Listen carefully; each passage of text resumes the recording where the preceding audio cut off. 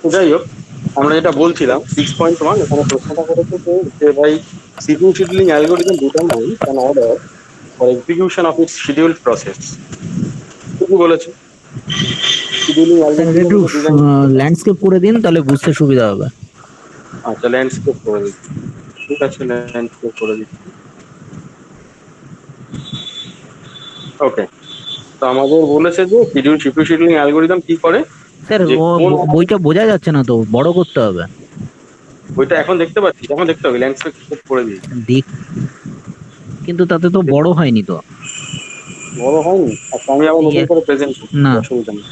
আমি নতুন করে প্রেজেন্ট করছি, অসুবিধা নেই। এবার দেখ তো স্ক্রিন জুড়ে এসছে, তুইও না। ল্যান্ডস্কেপ করে নে হ্যাঁ তাহলে। হ্যাঁ হ্যাঁ হ্যাঁ হ্যাঁ হ্যাঁ হ্যাঁ হ্যাঁ হ্যাঁ হয়ে গেছে। ঠিক আছে।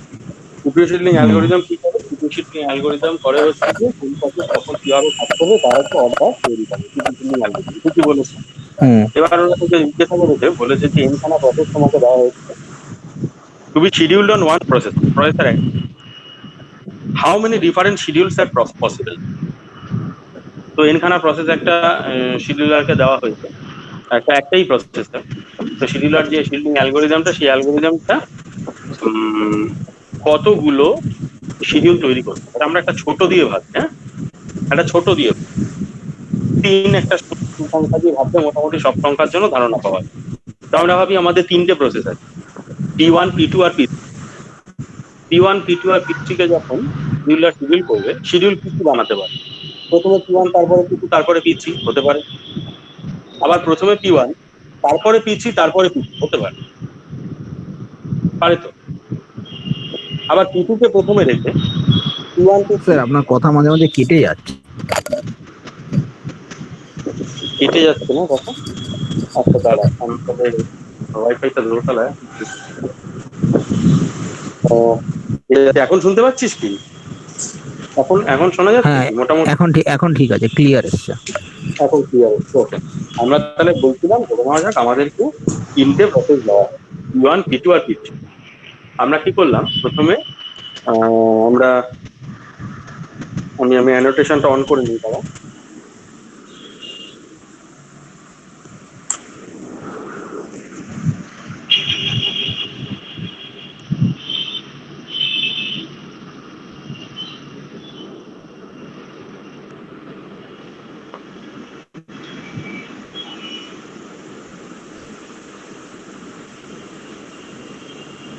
দেখতে পাচ্ছিস কি তোরা? WPS অফিসে করলাম, দেখতে পাচ্ছিস কি? কি দেখা যাচ্ছে? Is it visible?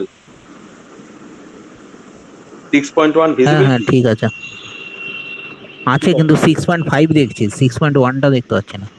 হ্যাঁ, দেখতে আর একটু পাবি, বিগ। একটু সময় হ্যাঁ লাগবে তো। ঠিক আছে, হ্যাঁ হ্যাঁ ঠিক আছে। এবার আমরা বললাম তিনটে প্রসেস থেকে সাবমিট করা হয়েছে, তো কি কি অর্ডার হতে পারে? প্লাস P1 প্রথমে, তারপরে P2, তারপরে P3, এই অর্ডারে সাজাতে পারি।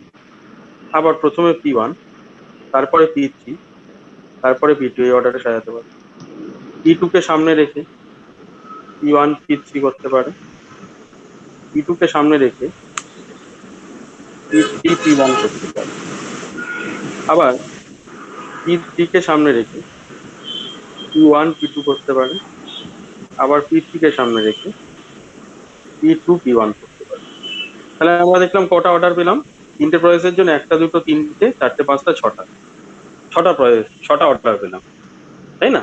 এর বাইরে কি কোনো অর্ডারে সাজাতে পারে?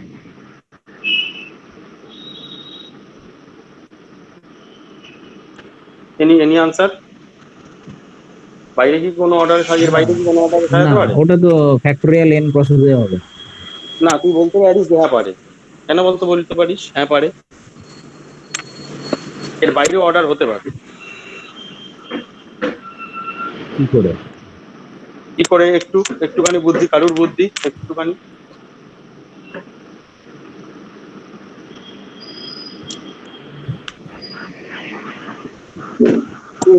Exactly, exactly, exactly, exactly. যদি শিডিউলিংটা প্রিএমটিভ হয়, মানে শাহরিয়ার যেটা বলছে, শাহরিয়ার একটু বললো যে P1 করলাম খানিকটা, তারপরে P2 করলাম, তারপরে আবার P1 এর বাকিটা করলাম, তারপরে P3 করলাম, এটাও তো হতে পারে যদি প্রিএমটিভ শিডিউলিং হয়, হ্যাঁ তাই না? প্রিএমটিভ শিডিউলিং হলে কিন্তু অনেক রকমের হয়, যেটা নিয়ে কিন্তু ভাবা খুব কঠিন হয়ে যাবে, কারণ কটা স্লটে ভেঙে করছে তুই তো জানিস। না। P1 কে 4 বার ভাঙতে পারে, P2 কে 2 বার ভাঙতে পারে, P3 কে 5 বার ভাঙতে পারে। তাহলে কিন্তু অদ্ভুত অর্ডার হয়। কিন্তু যদি নন প্রিএমটিভ শিডিউলিং এর কথা ভাবি, তাহলে আমরা এই ফর্মুলা অনুযায়ী দেখতে পেলাম এনখানা প্রয়াসের জন্য ফ্যাক্টোরিয়াল এন। প্রিএমটিভ শিডিউলিং হলে কিন্তু আর সেটা তুই বলতে পারবি না, তাহলে আপাতত তুই ফ্যাক্টোরিয়াল এনেই থাক, কেমন? এর বাইরে আপাতত যাওয়ার দরকার নেই, কেমন? বোঝা গেল? ওকে, তাহলে এবার আমরা নেক্সট কোনো অসুবিধা থাকলে কারো সেটা বল, সেখানে যাবে। তা ওটা উত্তর লিখবো কিভাবে? ফ্যাক্টোরিয়াল এন, বাস এই একটাই উত্তর হয়ে গেল? আবার ফর্মুলা বার করতে বলি তো, তুই আগে বুঝিনি। হ্যাঁ, তা এত বড় প্রশ্নের এইটুকুনি উত্তর? এত বড় প্রশ্নের উত্তর, বড় প্রশ্নের উত্তর বড় হবে এর কোনো মানে আছে নাকি? এটা তো বাজে কনসেপ্ট, ব্যাড কনসেপশন। আচ্ছা, আর কোনো সমস্যা? আচ্ছা, পরেরটা হচ্ছে প্রিএমটিভ আর নন প্রিএমটিভ এর ডিফারেন্স লিখতে বলছে। স্টেট ওই যে চারটে পয়েন্ট আছে, মনে পড়ে আমি লিখছিলাম 4টে পয়েন্ট, যে পয়েন্ট 4টে লিখবি, তারপরে বলবি 1 এবং 4 এর ক্ষেত্রে আমরা বলি শিডিউলিং ইজ নন প্রিএমটিভ, আর 2 আর 3 এর ক্ষেত্রে প্রিএমটিভ। একদম। আচ্ছা, state why strict non preemptive scheduling is unlikely. ওরই পরের পার্টটা, 6.2 এর পরের পার্টটা, state why strict non preemptive scheduling is unlikely to be used in a computer centre. কারণ হচ্ছে গিয়ে কোনো কাজ সবসময় নন প্রিএমটিভ হলে কি হবে, একবার ঢুকে গেলে আর বেরোবে না। সেই রকম নন প্রিএমটিভ হলে তো সেই রকম হবে, আর সেই রকম হলে তো সমস্যা। সেরকম হলে সমস্যা কি, তুই জানিস বড় কাজ যদি আগে ঢুকে যায় তাহলে কি হয়, বড় কাজের এফেক্টটা সবার গায়ে বেশি, সবার ওয়েটিং টাইম, সবার টার্ন অ্যারাউন্ড টাইম সব বেড়ে যাবে। তো সেক্ষেত্রে স্ট্রিক্ট নন প্রিএমটিভ শিডিউলিং আমরা রাখবো কেন? দরকার নেই তো, হোক না, প্রিএম করুক না, প্রয়োজন মতো প্রিএম করুক, অসুবিধা কি? ঠিক আছে, স্যার কথা কেটে কেটে যাচ্ছে। আমরা স্ট্রিক্ট নন প্রিএমটিভ শিডিউলিং রাখবো কেন? আমার তো দরকার নেই স্ট্রিক্ট নন প্রিএমটিভ শিডিউলিং রাখা। হ্যাঁ, এই যে এইটা ঠিক আছে, এইভাবে তাহলে তো ওই সমস্যাটা তৈরি হবে যে বড় কাজ আগে চলে আসলে তাকে যদি প্রিএম্প্ট না করা যায়। আমি দেখতে পাচ্ছি বড় কাজটা, আমার হাতে একটাই কাজ ছিল অনেক বড়, সেটাকে আমরা করছিলাম, তারপরে নতুন কাজ এলো কতগুলো ছোট ছোট, আমি বড় কাজটাকে যদি প্রিএম্প্ট না করিয়ে ছোটগুলোকে না করিয়ে যদি দিই, তাহলে কি হয়, বড় কাজটার ক্ষেত্রে যে সময়টা, সেই সময়টা বাকি ছোটগুলোকে এফেক্ট করে যাবে। ফলে overall average turn around time আর এভারেজ ওয়েটিং টাইম দুটোই বেড়ে যাবে, তাই না? আচ্ছা, নেক্সট এবার 3 নম্বরটা একটু উঁচু করুন, বলে দিচ্ছে। আরেকটু নিচে যান, ABCD প্রশ্ন আছে। হ্যাঁ, এই যে এখান থেকে, এখানে দেখুন, ড্র 4 চলে গেল, এটা এর থেকে চালু করুন। হ্যাঁ, ড্র 4 ওই যে কি নেট চার্ট, ঠিক আছে, নেট চার্ট। হ্যাঁ, ড্র 4 নেট চার্ট ইলাস্ট্রেটিং FCFS এর জন্য বলেছে, SJF এর জন্য বলেছে, নন প্রিএমপ্টিভ প্রায়োরিটির কথা বলেছে, আর RR এর কথা বলেছে। করবি? হ্যাঁ, এবার ওই FCFS টা তো পারছি, JSF টাও পারছি, তারপরে ওই নন প্রিএমপ্টিভ প্রায়োরিটি পারবি না কেন? বলেছে নাম্বার কাটবে না, পারবি, শুনতে পাচ্ছিস? শুনতে পাচ্ছিস? ঠিক আছে, ওটা হচ্ছে নন, SJF এর নন প্রিএমপ্টিভটা কোনটা? এসজেএফ নয়, এখানে বলেছে প্রায়োরিটি নন প্রিএমটিভ। কোথায় ওটা তো নন, হ্যাঁ প্রায়োরিটি নন প্রিএমটিভ, ওটা যেটা প্রায়োরিটি যেটা করছেন দেখাচ্ছি। ওটাই তো। হ্যাঁ হ্যাঁ ওটাই। ওটাই, তারপরে আবার ওই যে ওটাই ব্র্যাকেটে লেখা smaller priority number implies a higher priority, ওটা কি? তাই তো বলেছিলাম, এটার প্রায়োরিটি কত, সেখানে সবচেয়ে প্রায়োরিটি কম কোনটার। হ্যাঁ তাহলে ও ওই জিনিসটাই ওই যে লিখতে হবে। একটু আগে হবে, ও সবার বুঝতে আগে পেরেছি, দ্বিতীয় বুঝতে হবে। মানে আপনি যে চারটে শিখেছেন সেই চারটেই হবে, ওই করতে বলছে। হুম হুম স্যার ছোট হয়ে গেছে। ঠিক আছে, বড় হয়ে যাবে আবার। হুম। তারপরে ঠিক আছে, হয়ে উপরে গেছে। তুলুন। হ্যাঁ উপরে তুলুন। কত নাম্বার বল? নিচে নামুন আর একটু দেখে বলছি। যে এটা তো পারবো হয়ে যেত পার্ট অফ দ্য মেনু, দেখছিলাম scheduling what is the turn around time, waiting time, হ্যাঁ ঠিক আছে এটা আছে।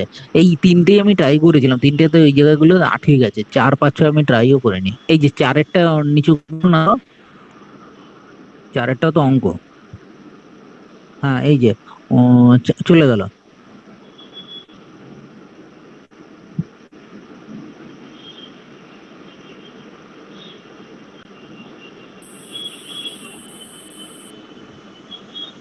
যে what is the ball. Average turn around time of this process with the FC, ওটা তো এফএস প্রসেসে ওটা টার্ন অ্যারাউন্ড তারপরে টাইম বার করতে বলেছে। অ্যাভারেজ টাইম জেএসএফ শিডিউলিং অ্যালগরিদম মাধ্যমে। তারপরটা স্যার সি নাম্বারটা দেখুন কত বড় লিখেছে, ও আর ভয়ের চোটে পড়িনি। না, ভয়ের চোটে না পড়ার কিছু নেই, এখানে বলেছে যে SJF algorithm is suppose to improve the performance. Hmm সাধারণত এসজেএফ অ্যালগোরিদম পারফরমেন্স ইনক্রিজ করে, turn around time, average turn around time আর ওয়েটিং টাইমটাকে কমিয়ে দেয়। কিন্তু এই এক্সাম্পলে যেটা দিয়েছে, notice that we choose to run P1 at time 0 because we did not know that two shorter process would arrive soon. আমরা P1 কে রান করতে বাধ্য হয়েছি at time 0, কারণ আমরা জানি যে আহ, আমরা জানতাম না যে আরো দুটো শর্টার প্রসেস আসবে। Compute what the average turnaround time will be if CPU is left idle for the first 1 unit and then SJF is used। মানে তোকে বলেছে যে ভাই এখানে তুমি দেখতে পাচ্ছ অ্যারাইভেল টাইম 0.0 P1 এর, তা P1 তো আগে ঢুকে যাবে। হুম P1 যদি আগে ঢুকে যায় তাহলে P1 আগে ঢুকে গেলে কি হবে, একটা সমস্যা হবে। সমস্যা হচ্ছে গিয়ে সেই বড় জবটা আগে চলে যাবে। তাহলে তুমি একটা কাজ হুম করো, এই অ্যারাইভেল টাইমের মধ্যে তুমি টাইম 0-তে নেট চার্টটা শুরু করো না, না করে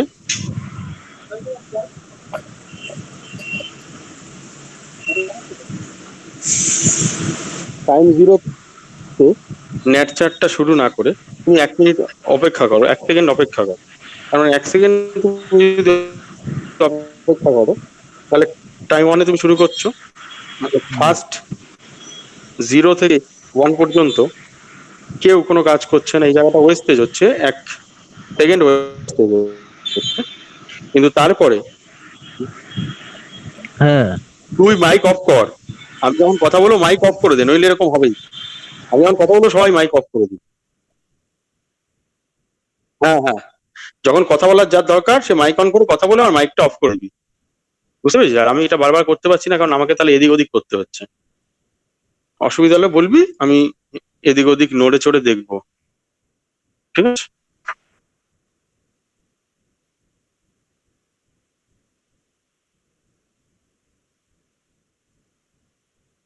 হতে পারে। তো যাই হোক, তোদের যা বলার মোটামুটি বলে নিবি, বলে মাইক অফ করে দিবি, মোটামুটি তাহলেই একটা আমরা মোটামুটি সবাই শুনতে পারবো। তারপরে আমরা যেটা বলছিলাম, টাইম জিরো টাইম 0 থেকে টাইম 1 পর্যন্ত আমরা কিন্তু পুরো অপেক্ষা করেছি, আমরা ফাঁকা বসেছিলাম। টাইম 0 থেকে টাইম 1 পুরো ওয়েস্টেজ হয়েছে। এবার ওয়েস্টেজ হওয়ার ফলে বলছে একটা সুবিধা তোমার হতে পারে, তার জন্য ওরা করতে বলেছে অঙ্কটা, বলে যে টাইম 0-তে তুমি দেখো কে এসছে, শুধুমাত্র P1, কিন্তু টাইম 1-এ তুমি যদি কাজটা 1 থেকে শুরু করো, তখন তুমি দেখতে পাবে কে কে এসছে, তখন তুমি দেখতে পাবে কিন্তু এই তিনজনই চলে এসছে, এই তিনজনই চলে এসছে, এবং সেখান থেকে তুমি শিডিউলিংটা চালু করো। তাহলে এবার তিনজনে যখন চলে আসবে, তুমি যেহেতু শর্টেস্ট জব ফার্স্ট করছো, সেক্ষেত্রে তিনজনে চলে আসার পরে তুমি কোনটাকে আগে নেবে? P3, shortest job. তারপরে কাকে নেবে? P2। তারপরে কাকে নেবে? P1। হ্যাঁ, তার জন্য এই 1 সেকেন্ড আমাকে অপেক্ষা করতে হলো। 1 সেকেন্ড আমি কোনো কাজ করিনি, 1 সেকেন্ড আমার পুরোপুরি ব্যবহার করতে পারিনি একদম। কিন্তু স্যার আপনার সাউন্ড ডিস্টার্ব করছে। আচ্ছা, কিন্তু যদি আমি টাইম 1 শুনতে পাচ্ছিস এবার? হ্যাঁ শুনতে স্যার, এবার পাচ্ছিস? ঠিক আছে। হ্যাঁ হ্যাঁ হ্যাঁ। খেয়াল কর, আমি দুটো ন্যাটচার্টই আঁকছি। এখানে আমি দুটো ন্যাটচার্টই আঁকবো, দুটো ন্যাটচার্ট আঁকবো আমি, তোরা খেয়াল কর।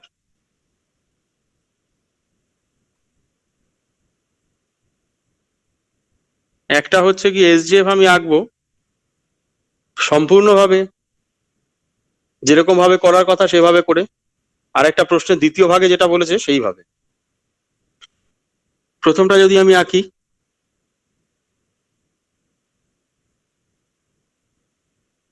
তাহলে টাইম 0-তে আমি শুরু করছি। টাইম 0-তে শুধু P1 এসে পৌঁছেছে, তাই বাধ্য হয়েছি আমি P1 কে নিয়ে কাজ করতে। আর P1 এর 8 সেকেন্ডের কাজ। 8 সেকেন্ড পরে আমার কাছে কে কে আছে? P1 P2 দুজনেই, P2 P3 দুজনেই আছে, কারণ একজন 0.4 সেকেন্ডের মাথায় এসছে, আর একজন 1 সেকেন্ডের মাথায় এসছে। মানে P1 যখন কাজ করছিল সেই সময় কিন্তু এই দুজন চলে এসছে। তাহলে এই দুজনের মধ্যে কম কার কাজ? P3 কাজ।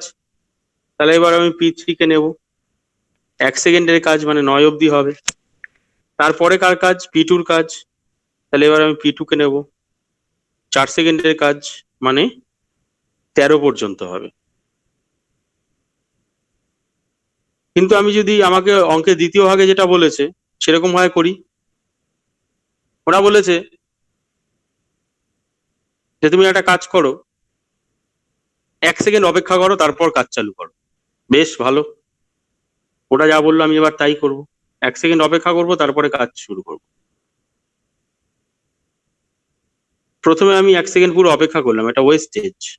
মানে 0 থেকে 1 ওরা পুরো অপেক্ষা করতে বলেছে, এটা ওয়েস্টেজ হয়ে গেল। কিন্তু 1 সেকেন্ডের পরে তুই লক্ষ্য করে দেখ, সবাই চলে এসছে। কেউ 0 সেকেন্ডের মাথায় এসছে, কেউ 0.4 সেকেন্ডের মাথায় এসছে, কেউ 1 সেকেন্ডের মাথায় এসছে। তাহলে সবাই চলে এসছে। এবার সবাই যেহেতু চলে এসছে, এই তিনজনের মধ্যে চুজ করার সম্ভাবনা তৈরি হয়েছে। আগের বার কিন্তু আমি চুজ করেছিলাম এই দুজনের মধ্যে, কারণ P1 কাজ করতে আরম্ভ করেছিল। এবার আমি এই তিনজনের মধ্যেই চুজ করতে পারছি। কাকে চুজ করবো? অবশ্যই P3, সবচেয়ে কম কাজ। তাহলে P3 কে নেব। 1 সেকেন্ডের কাজ, 1 সরি, 1 1 থেকে শুরু করে 1 সেকেন্ডের কাজ 2। তারপরে P2-র কাজ 4 সেকেন্ডের, তাহলে এবার P2 কে নেব, তাহলে 6। তারপরে P1 8 সেকেন্ডের কাজ, তাই না? 8 আর 6 14। তুই খেয়াল করে দেখ, এইখানে এটা 13 হয়েছে, এখানে এটা 14 হলো। কেন হলো? কারণ 1 সেকেন্ড তুই অপেক্ষা করেছিস, কাজ করতে পারিসনি। ইমপ্রুভমেন্ট কি কি ছিল দেখা যাক। এইখানে এই বাদিকের অঙ্কটাতে প্রথম যেভাবে আমরা করেছিলাম, সেখানে P1 এর টার্ন অ্যারাউন্ড টাইম কত? P1 বেরিয়ে গেছে 8-এ, এসেছিল 0-তে, মানে হচ্ছে 8। P2 ওয়েটিং টাইম তো অনেক কম সেকেন্ডের ক্ষেত্রে। দেখা যাক P2 বেরিয়ে গেছে কখন? P2 বেরিয়ে গেছে 13-তে, এসছিল কখন? 0.4-এ। বিয়োগ করলে কত হচ্ছে? বিয়োগ করলে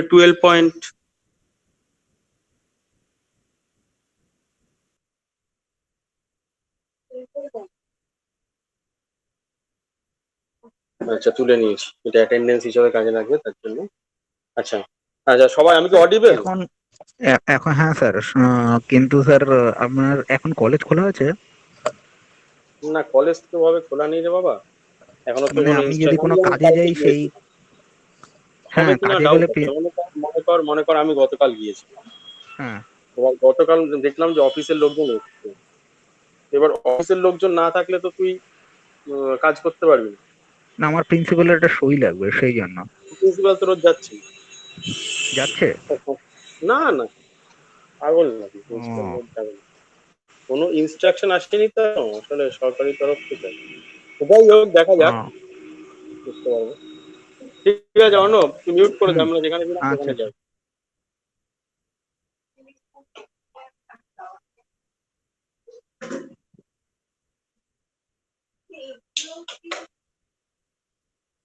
যেটা বলছিলাম আমি, তাহলে আমরা দুভাবে করেছি সবাই।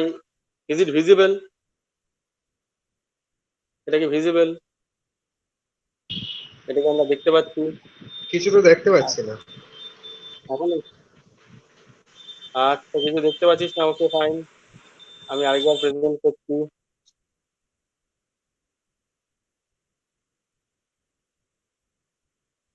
ওকে, ঠিক আছে ঠিক আছে ঠিক আছে, আমরা যেটা দেখেছিলাম সেটা আমরা দেখলাম যে প্রথমটার টোটাল টার্ন অ্যারাউন্ড টাইম হয়েছে 28.6। আর দ্বিতীয়টার ক্ষেত্রে আমাকে কেউ একজন নিশ্চয়ই বলতে পারবে টার্ন অ্যারাউন্ড টাইম টোটাল কত হবে? কে বলবে? দেখ, পি ওয়ান এর টার্ন অ্যারাউন্ড টাইম কত? 14 মাইনাস 0 মানে 14। পি2 টার্ন অ্যারাউন্ড টাইম কত? 6 মাইনাস 0.4 মানে 5.6। পি3 টার্ন অ্যারাউন্ড টাইম কত? 2 মাইনাস 1 মানে 1। তাই তো? হলো কিনা? কারোর কোনো সমস্যা আমি যেটা বললাম সেটা নিয়ে? আমি বলছি যে পি1 এর টার্ন অ্যারাউন্ড টাইম হচ্ছে 14 মাইনাস 0 মানে 14। পি2 টার্ন অ্যারাউন্ড টাইম আমি বলছি 6 মাইনাস 0.4 মানে 5.6। আর পি3 টার্ন অ্যারাউন্ড টাইম আমি বলছি 2 মাইনাস 1 মানে হচ্ছে 1। তাহলে টোটাল কত? 20 7.6। 20.6। 20.6। 20? আর এটার কেন? কত হয়েছে টার্ন? হ্যাঁ, তাই তো একটা হবে। তো হচ্ছে, তাই তো ও হচ্ছে। হ্যাঁ হ্যাঁ হ্যাঁ হ্যাঁ, ঠিক আছে ঠিক আছে। আর এটার হচ্ছে 28.6। তাহলে আমরা বুঝতে পারছি যে কি অবস্থা, আমরা বুঝতে পেরেছি কি অবস্থা।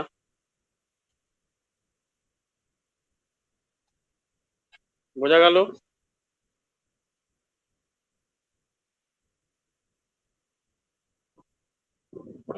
তাহলে আমাদের যে বক্তব্যটা ছিল,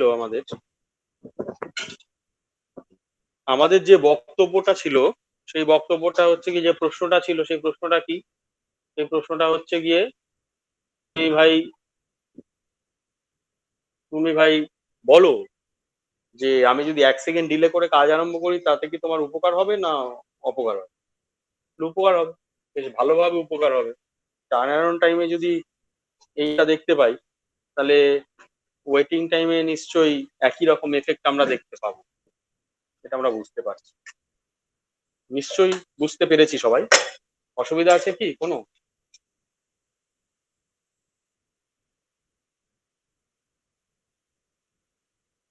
হ্যাঁ, অবশ্যই থাকবে, অবশ্যই থাকবে। প্রসেসর একটা, প্রসেসর দুটো, তাতে তো কাজের গতি বাড়তে পারে, কিন্তু তার মানে তো এই নয় মানে টার্ন অ্যারাউন্ড টাইম বেশি কম হতে পারে।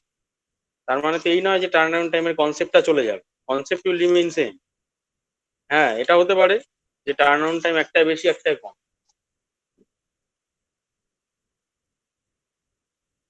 বোঝা গেল? বোঝা যদি দিয়ে থাকে হ্যাঁ বল বল। নিউরাল নেট ঠিক ওই রকম ভাবে প্রসেসিং নয়, মানে নিউরাল নেটওয়ার্ক প্রসেসিং এর একটা একটা ফ্রেমওয়ার্ক, যে প্রসেসিং ফ্রেমওয়ার্কে কাজগুলো ডিস্ট্রিবিউট করা হয় বিভিন্ন নোডে ডিস্ট্রিবিউট করে করা হয়।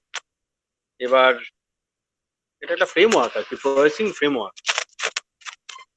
বুঝতে পেরেছিস? আচ্ছা, এবার আমরা আমাদের ফেলে আসা জায়গায় যাই। আমরা রাউন্ড রবিনের পরে ফেলে এসেছিলাম দুটো টপিক, সেই টপিক দুটো আমরা একটুখানি দেখে নিই। পেয়ে গেছি এই একটা, এটার নাম হচ্ছে মাল্টি লেভেল কিউ শিডিউলিং। ছবিটা ভালো করে দেখ।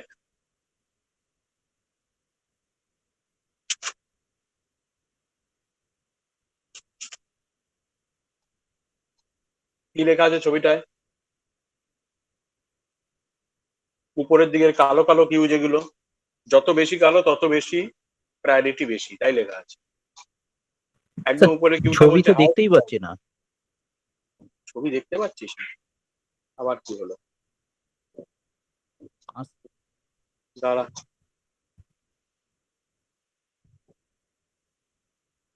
এসছে নাকি? আসলে বল।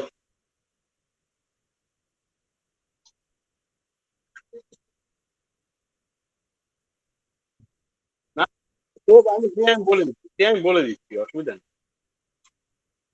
আমরা দেখতে পাচ্ছি কতগুলো কিউ আছে, এটুকু তো দেখতে পাচ্ছি, কালো কালো কতগুলো কিউ আছে। এবং আমরা বলছি যে কিউটা সবচেয়ে বেশি কালো, সবচেয়ে উপরে আছে, সেটার পাশে লেখা আছে হাইয়েস্ট প্রায়োরিটি। প্রায়োরিটি আস্তে আস্তে কমছে, কমে যে কিউটা সবচেয়ে নিচে, তার মধ্যে লেখা আছে স্টুডেন্ট প্রসেস, সেটার প্রায়োরিটি সবচেয়ে কম। মানে ওরা কি করেছে, 5খানা লেভেল অফ প্রায়োরিটি সেট করেছে। 5 levels of priority are set over there. 5টা প্রায়োরিটি লেভেল সেট করেছে। সেট করে কি করছে, প্রসেসগুলোর প্রায়োরিটি অনুযায়ী এই সমস্ত কিউতে ফেলছে। সুবিধা অসুবিধা আমরা দেখবো, তার আগে দেখবো কিভাবে কাজটা হয়। এইখানে তো কিউগুলোতে কিছু না কিছু প্রসেস থাকতে পারে প্রায়োরিটি অনুযায়ী, কিন্তু কোনো কিউর কাজ তখনই শুরু হবে যখন উপরের কিউ ফাঁকা থাকে। কোনো কিউর কাজ তখনই শুরু হবে উপরের কিউ যখন ফাঁকা থাকবে, মানে উপরের কিউতে কেউ নেই। উপরের কিউতে যদি কেউ থাকে তাহলে কিন্তু সেই কাজটা আর হবে না, বন্ধ হয়ে যাবে। আগে উপরের কিউ শেষ হবে, আবার তারপর তার নিচের কিউ আসবে। মানে ফার্স্ট কিউ ফাঁকা হলে সেকেন্ড কিউ, সেকেন্ড কিউ ফাঁকা হলে থার্ড কিউ, থার্ড কিউ কাজ হতে হতে যদি ফার্স্ট কিউতে আবার লোক চলে আসে, সেই লোকের কাজ আগে করতে হবে। এটা হচ্ছে মাল্টি লেভেল কিউ শিডিউলিং। এতে কি সমস্যা হতে পারে কেউ বল?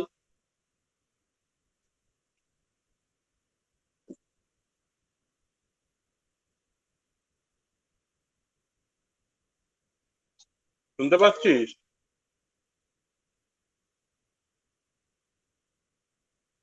কিভাবে কাজ করে বুঝলি? এবার বল কোনো সমস্যা থাকলে।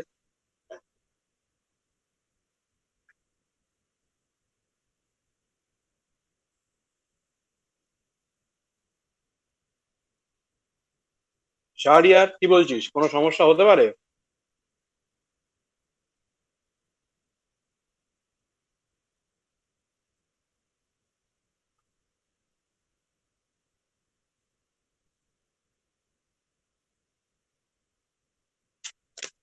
ভুল বললি, বিরাট সমস্যা হবে, বিরাট। এবার দেখা যাক। মানে এই প্রসেসে যদি কাজ হতে থাকে তাহলে কি সমস্যা হবে। আমি কি বললাম? বললাম যে উপরের লেভেলের কিউ যদি ফাঁকা থাকে তবেই নিচের লেভেলের কিউর কাজ হতে পারে। এটা হচ্ছে বেসিক ফান্ডা। এই ফান্ডায় কাজ হলে বিরাট সমস্যা হবে। কি সমস্যা এবার সেটা আমরা দেখব। টাইম বেড়ে যাবে। না না না, নট অনলি দ্যাট, তো টাইমটা বেড়ে যাওয়া না, তুই দেখ এবার শোন এবার। এইরকম algorithm, multi level queue scheduling, এই চিন্তা ভাবনা নিয়ে একটা অ্যালগোরিদম ওরা প্লেস করলো। প্লেস করার পরে অ্যালগোরিদমটা নিয়ে তো কাজ শুরু হলো। সেই অ্যালগোরিদম অনুযায়ী কিছু সুপার কম্পিউটার মনে করি সুপার কম্পিউটার চালু করা হলো। আর সুপার কম্পিউটার গুলো কি হয়, একবার যখন চলতে আরম্ভ করে বন্ধ হয় না, 2 বছর পরে বন্ধ হয়। 2 বছর পরে আরেকটা নতুন সুপার কম্পিউটার তৈরি হয়ে যায়, সেটা দিয়ে আবার কাজ চালু হয়ে যায়, সেটা আবার পরের 2 বছর চলে, এরকম ভাবে চলে। মানে 2 বছর করে কেন চলা? ওরে বেটা, তুই যখন তখন এখন দেখ না, গুগলে ঢোক না, গুগলে ঢুকে কি বলবে নাকি যে সার্ভার ডাউন আছে, কাজ হচ্ছে, মেনটেনেন্স হচ্ছে, বলে কখনো? না।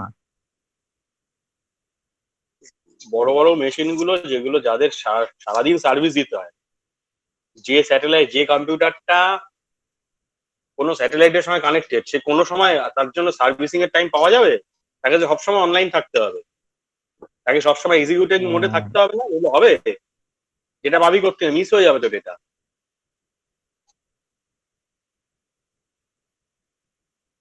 বুঝেছিস? তাই জন্য গুরুত্বপূর্ণ কম্পিউটাররা 2-3 বছর টানা চলে। স্যার আপনার কথা মাঝে মাঝেই ডিস্টার্ব হচ্ছে। মাইক অফ আছে সবার? এখনো হচ্ছে। এখন হচ্ছে? আমার হ্যাঁ, এবার ঠিক টাওয়ার তো আছে। পুরো, আমার টাওয়ার পুরো ফুল, মাইক অফ করে রাখবি সবসময়, কথা বলেই মাইক অফ ডিস্টার্ব করে। করছে। এ শামিম, তুই শুনতে পাচ্ছিস?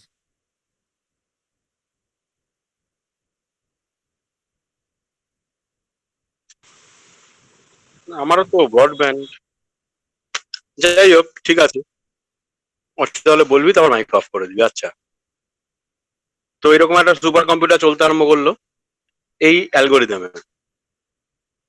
সেই গুরুত্বপূর্ণ যে কাজ আসে, সেই কাজটা চালু হয়ে যায়, প্রথম কিউতে ঢোকে, একদম সবচেয়ে উপরের কালো কিউটাতে ঢোকে, এবং কাজ চালু হয়ে যায়। কাজ করতে করতে ধরে নি এর পরের লেভেলে কম গুরুত্বপূর্ণ কাজ আরো দুটো এসছে, তারা সেকেন্ড লেভেলের কিউতে ঢুকবে। ফার্স্ট লেভেলের কিউটা যেই ফাঁকা হয়ে গেল, সেকেন্ড লেভেলের কিউটার কাজ শুরু হয়ে গেল। সেকেন্ড লেভেলের কিউটার কাজ যখন হচ্ছে, তখন মনে করি থার্ড, ফোর্থ আর ফিফথ এই কিউ গুলোতেও কিছু করে লোক চলে এসছে। এবার সেকেন্ড লেভেলের কিউটা ফাঁকা হয়েছে, ইন দা মিন টাইম আবার ফার্স্ট লেভেলের কিউতে লোক চলে এসছে। তাহলে কিন্তু সেকেন্ড লেভেলের কিউ থেকে কন্ট্রোল আবার ফার্স্ট লেভেলে চলে যাবে, থার্ড লেভেলে নামতে পারবে না, কারণ ফার্স্ট লেভেল কিউ তো ফাঁকা হয়নি, একটা লোক চলে এসছে, আর সেই লোকটার তো প্রসেসটার তো প্রায়োরিটি অনেক বেশি, আর প্রায়োরিটি বেশি হলে তার কাজ আগে করতে হবে, এটাই নিয়ম। কারণ নিয়ম হচ্ছে উপরের লেভেলের কিউ ফাঁকা হলে তবেই নিচের লেভেলের কিউতে আসা যায়, কিন্তু উপরের লেভেলের কিউ ফাঁকা হয়নি, আবার লোক চলে এসছে, ফাঁকা হয়েছিল মাঝখানে, আবার লোক চলে এসছে। এই করতে করতে সুপার কম্পিউটারটা 2 বছর চলার পরে যখন বন্ধ করতে গেল ওরা, তখন দেখছে আর বন্ধ হচ্ছে না। কেন বন্ধ হচ্ছে না? নিচের লেভেলে, একদম লোয়েস্ট লেভেলে, যাদের কাজের গুরুত্ব সবচেয়ে কম, তাদের দিকে তাকাতেই সময় পায়, তারা সমস্ত কাজগুলো ওখানে জমা হয়ে পড়ে আছে, শেষ হয় মানে শুরুই করা হয়। ফলে কি হলো, সুপার কম্পিউটারটা বন্ধ করতে আরো 1 বছর লেগে, ওই কাজগুলো শেষ হলো, তারপরে বন্ধ। তাহলে এটাই হচ্ছে মাল্টি লেভেল কিউ শিডিউলিং এর সমস্যা। না বুঝলে বল।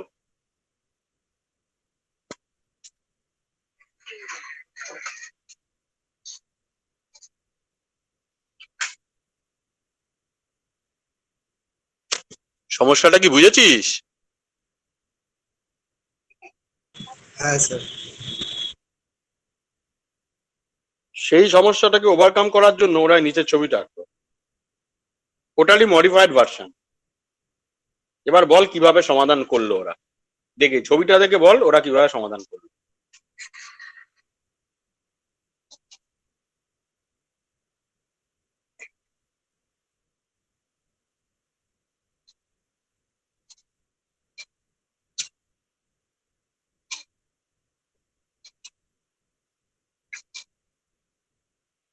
বল, কে বলবি বল।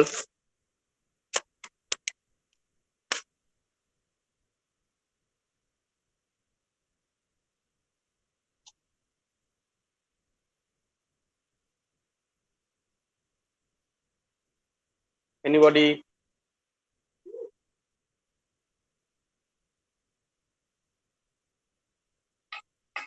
কোয়ান্টাম মানে হচ্ছে টাইমের ইন্টারভেল, যে ইন্টারভেলে পর্যন্ত কাজ করে থেমে যাচ্ছে।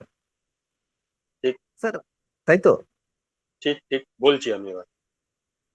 স্যার, এটার ছবিটার মানে কি, যে ওই কোয়ান্টাম নাম্বার মানে সংখ্যাটা যে পর্যন্ত 8 পর্যন্ত ওই কিউতে ঢুকবে, মানে ওই প্রসেসে ঢুকবে, তারপরে 16 হয়ে গেলে সেটা এই নিচেরটা ঢুকবে, আর তারপরের যেগুলো যেগুলো এফসি এফএস পদ্ধতিতে সমাধান হবে। হুম, ঠিক।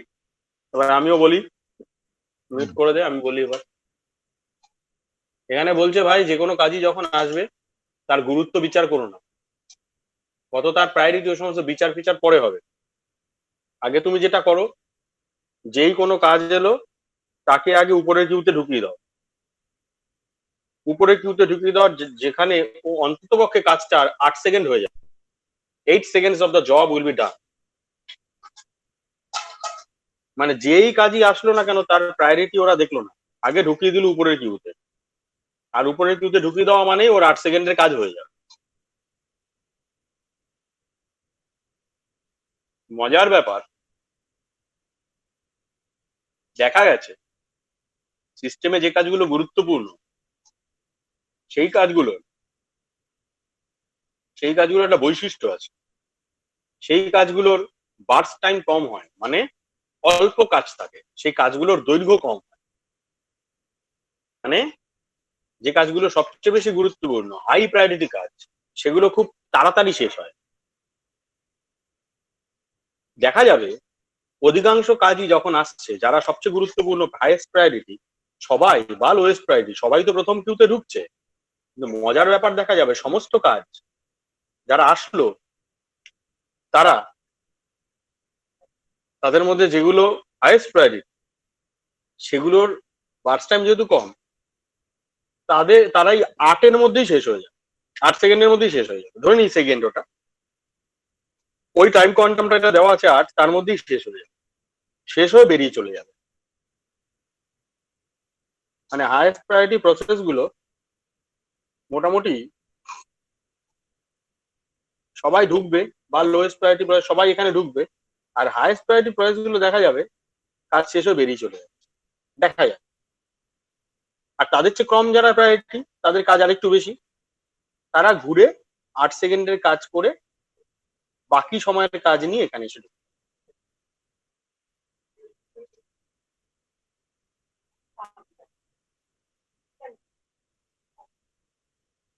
তারপর যদি কখনো এই কিউটা ফাঁকা থাকে, তখন এই কিউতে যারা আছে তারা আবার 16 সেকেন্ড করে কাজ হতে থাকবে, আর যদি শেষ হয়ে যায় এই রাস্তায় বেরিয়ে চলে যাবে। আর 16 সেকেন্ডের কাজ হওয়ার পরেও, মানে প্রথমে 8, তারপরে 16, 24 সেকেন্ডের মোট কাজ হওয়ার পরেও যারা শেষ হবে না, তারা আবার এই কিউতে এসে জমা হবে।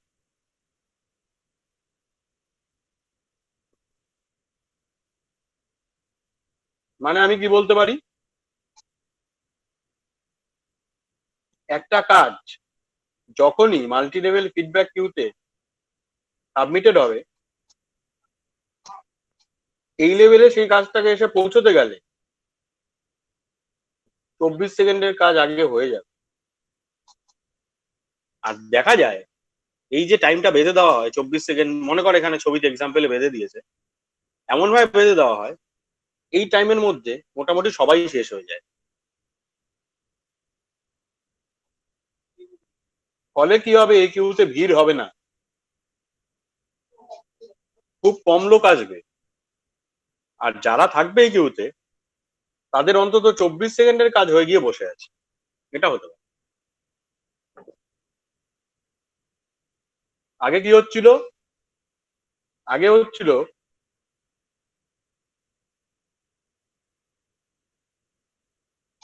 এই নিচের কিউতে যারা বসে আছে তারা বসেই আছে, কোনো কাজই হয়নি। আর এবার কি হয়েছে, এই নিচের কিউতে যারা বসে আছে, এই নিচের কিউতে যারা বসে আছে তাদের অন্তত 24 সেকেন্ডের কাজ হয়ে যায়।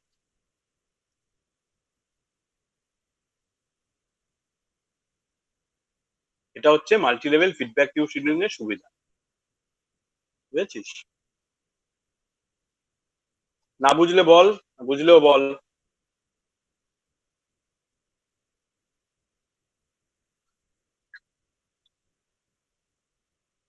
বল, মাইকটা অন করে বল।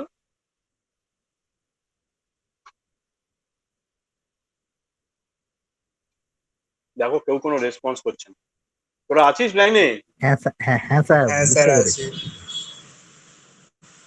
বুঝে গেছিস তো? হ্যাঁ টুকটাক বুঝেছি, কিন্তু বড় খটোমটো জিনিস না না, কোনো খটোমটো আমার কাছে তো সেরকমই লাগছে। না না, খটোমটো একবার পড়বি নিজেরা, পরিষ্কার করে লেখা আছে নিচে। হুম,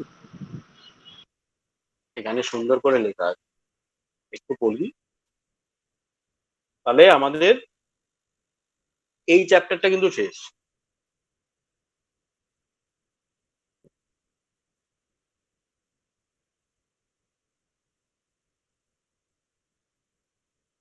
এই চ্যাপ্টারে আর কিছু পড়ার দরকার নেই তোদের।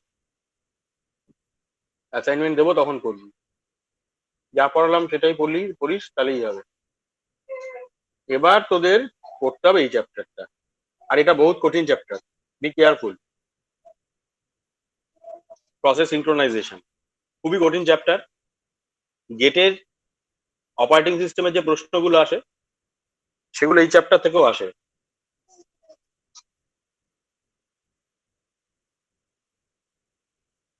আর যা আসে অনেকেই পারে না, তার পরের দিন আমরা এই চ্যাপ্টার পড়বো, বুঝলি? পরের দিন আমরা বুঝতে পারলাম। এই চ্যাপ্টার ধরবো, প্রসেসিং কেমন? হ্যাঁ হ্যাঁ। তাহলে আগে শিডিউলিংটা হয়ে গেল, তারপরে শিডিউলিংটা নিয়ে পড়াশোনা কর, হুম, কোয়েশ্চেন আমি পরে পাঠাবো, ঠিক আছে?